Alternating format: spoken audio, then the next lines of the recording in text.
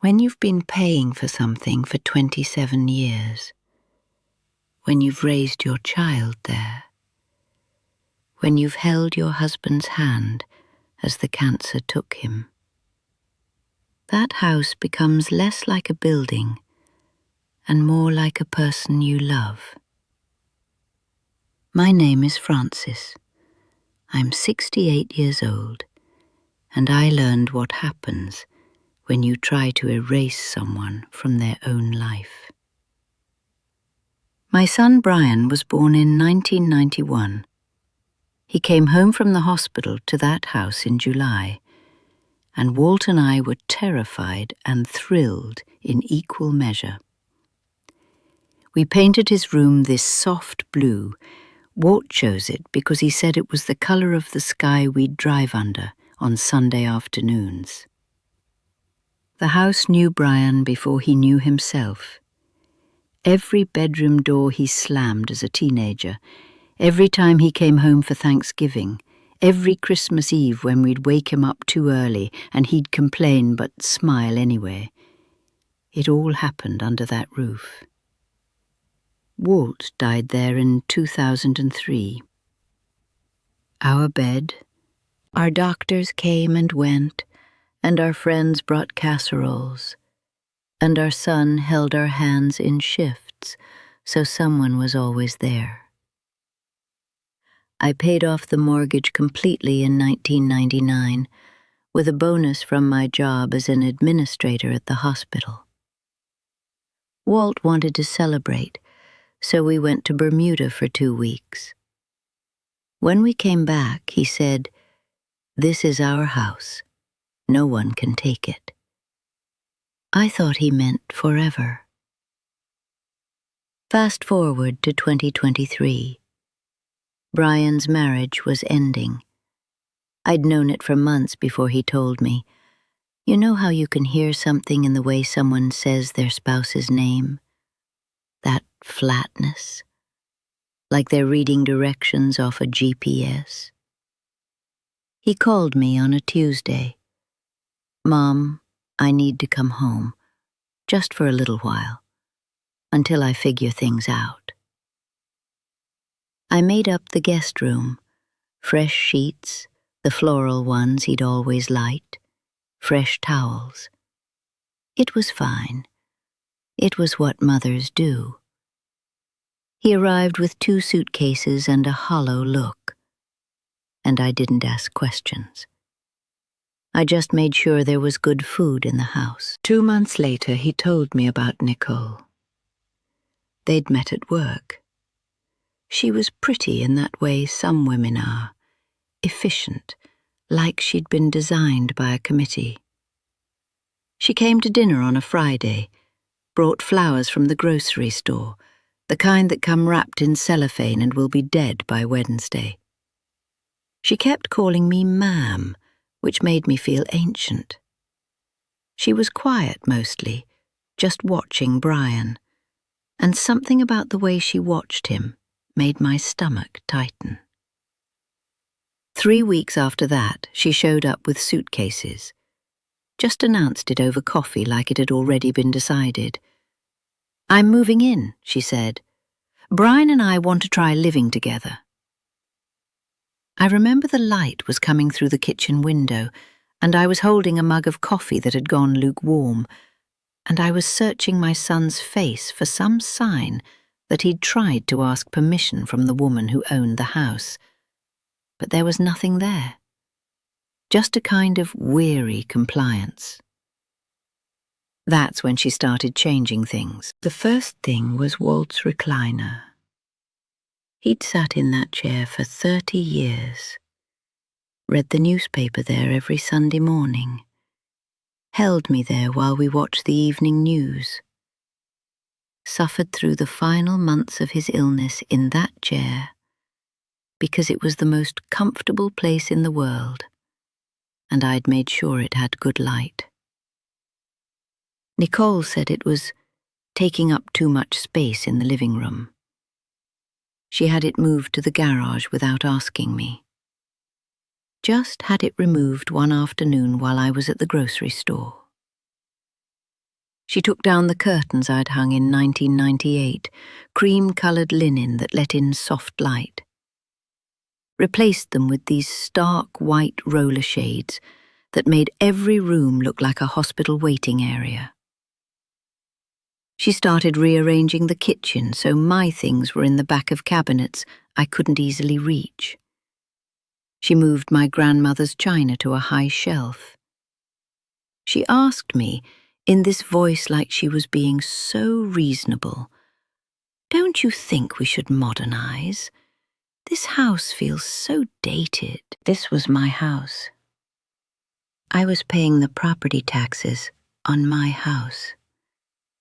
And she was talking about it like it was a rental apartment she was redecorating. Then Shirley arrived. Nicole's mother, Shirley, showed up one Thursday evening with 4 large suitcases and 2 cats in carriers. She didn't ask. She just appeared at the door with her daughter, and Brian looked at me with the expression of a man who had stopped trying to manage anything and was simply waiting to see what would happen. Shirley was like a preview of what Nicole would become, all sharp angles and criticism. She made comments about the unfortunate architecture of the master bedroom and wondered aloud why anyone would choose such dated appliances. The cats, named Princess and Duchess, I'm not making that up, were let loose in my home without any discussion of whether that was acceptable. Within a week, the situation had escalated past the point of what I could politely manage. Shirley had somehow claimed my bedroom, not my guest room, my bedroom. The one with the windows overlooking the front garden's vaulted landscaped. The one where I'd slept for 45 years. She claimed it because Nicole said it was larger and had better natural light, and Brian didn't disagree, and apparently that was enough. They moved me to the back storage room. Let me be clear about this. It was a back storage room. It had a concrete floor with a rug over it. There was a ceiling leak that we'd meant to fix for 3 years. The window was a basement-level rectangle that looked out at the foundation of the house. I could see a drain pipe and the base of the azaleas. The room was cold in a way that suggested it had never been meant for living. They brought in a twin bed, and a small dresser. Shirley walked past my open door without looking at me, the cats following her like she was leading them to something important. I didn't sleep well that night. I lay there listening to the drip, drip, drip of the ceiling leak and tried to remind myself that this was temporary, that Brian was going through something difficult and I needed to be patient. That mothers are supposed to sacrifice, that this was my job. But at 3 a.m, something inside me stopped being a mother and became something older and colder. I got out of bed. I put on my robe.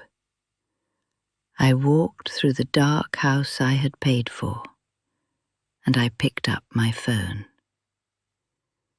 The first person I called was Lorraine Hutchins. She lived 3 houses down. We'd been neighbours for 26 years.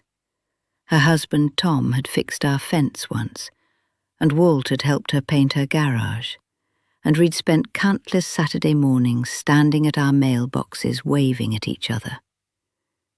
I still had her number memorised. "Lorraine," I said when she picked up. It was 3:20 in the morning, and she answered like she'd been awake, which she probably wasn't, but she never mentioned it. "I need to ask you something, and I need you to listen before you answer." I told her what was happening, Not the whole story, just the shape of it. Just enough. If every house on this street put a for sale sign in their yard, I said, what would happen to the property values? If everyone did it at once? There was a long pause. Then Lorraine said, they'd crash. You'd lose probably 40 to 50% in value, maybe more. The market would see that as a sign something's wrong with the neighborhood. Thank you, I said. And then I called Margaret Chen, 2 doors down the other way. I called Doris Peterson at 4 in the morning, and her husband Frank answered. I called Helen Roth, who lived on the corner. I called Wanda Martinez. I called the Petersons again because there were 2 of them and they both needed to hear it from me. These were people I'd known longer than I'd known my own son as an adult. These were the neighbours who'd brought casseroles when Walt died, who'd let Brian run through their yards in the summer, who'd listened to my troubles over garden fences, who'd become the kind of constant presence that you don't properly appreciate until you need to know that people still remember who you are. I didn't ask them to do anything. I just asked them a question about property values, about what happens when an entire street goes up for sale at the same time. Why are you asking? Lorraine said. Just wondering, I said. Just something I was thinking about. But they all understood what I was really saying. They understood because they'd known me long enough to know that I wouldn't ask unless something was wrong. They understood because they were the kind of people who listen to the things underneath the words. By 8 in the morning I was making breakfast. Real breakfast. Eggs, bacon, toast with butter. I was cooking like I still belonged there, because I do belong there, and the smell of it made the kitchen feel normal for the first time in weeks. At 9:15 there was a knock on the door. It was Frank Peterson, holding a for sale sign.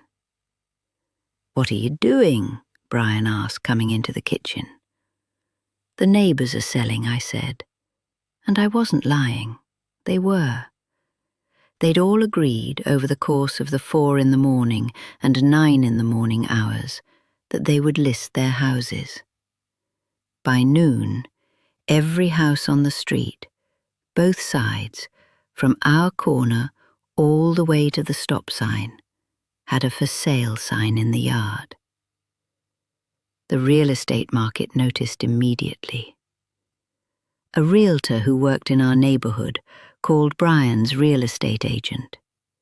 The agent called Brian. The market saw what looked like a planned exodus. An entire street suddenly empty. Something was wrong with the neighborhood, the market decided. Something was very wrong. Brian went white when he understood what was happening. The house, my house, was worth approximately $320,000. By the time every listing hit the system simultaneously, it was worth $140. He called me into his room. He was shaking. What did you do? He said. I didn't answer right away. I just looked at him. This boy I'd raised, this man I'd loved, this person who'd asked me to leave the home I'd paid for because a woman he'd known for 4 months had decided she wanted a bigger bedroom. I called my friends, I said. I asked them a question. They made their own choices. My house, he started. Your house, I said, and I'm not ashamed to tell you there was ice in my voice. Your house? This is my house. I paid for this house. Your father died in this house. I raised you in this house. And you gave me 48 hours to get out because someone you just met wanted my bedroom. He made calls after that. He called Nicole, who suddenly wasn't interested in living with him anymore. Apparently a fiancé whose house was hemorrhaging value wasn't quite the partner she'd imagined. He called Shirley, who packed her 4 suitcases and her cats and left by dinner. Nicole lingered for another month, but her heart wasn't in it. She was already texting her new co-worker by the time she decided to move out. And Brian came to me on that evening, after the for sale signs were being taken down, after my neighbours had turned their crisis back into their stability, after Doris had left a casserole on the porch, and Helen had left wine, and Margaret had simply squeezed my hand. He didn't ask for forgiveness. I think he understood that he had to do something more significant than apologize. He brought Walt's recliner back in from the garage. He set it in the living room exactly where it had always been. He hung the cream-colored linen curtains back on the windows. He moved my grandmother's china back to its proper place. He had the ceiling leak fixed. He brought me back to my bedroom. Our bedroom. The one with the gardens Walt planted. And he put fresh sheets on the bed. He didn't try to explain it away or minimize it. He just fixed it. "I'm sorry, Mum," he said. "I know," I said. The thing people don't tell you about getting older is that one of your greatest fears is becoming invisible. Becoming someone who doesn't matter anymore, someone whose needs can be shuffled to the back of a storage room, someone whose home can be commandeered because they're supposed to be above needing things. But I learnt something that week. I learnt that I don't have to yell or fight or make a scene. I don't have to become angry or bitter or difficult.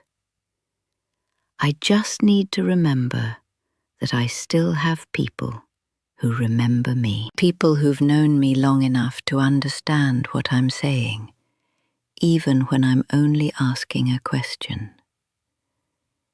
People who will stand up, not because I asked them to, but because they know what's right.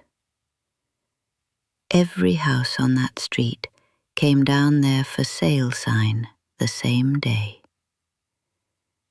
That evening, people brought casseroles and wine, and we sat on my porch, the porch I still own, in the house I still own. And nobody mentioned what had happened.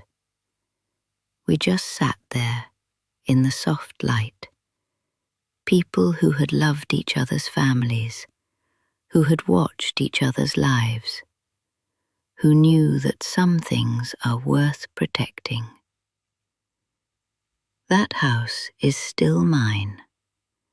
Brian knows that now, and I don't have to fight for it. I just had to remind everyone, especially myself, that I'm not the kind of person who gets erased. Not by any circumstance, not by anyone, and certainly not without a fight. Though, as it turns out, I didn't have to fight at all. I just had to call.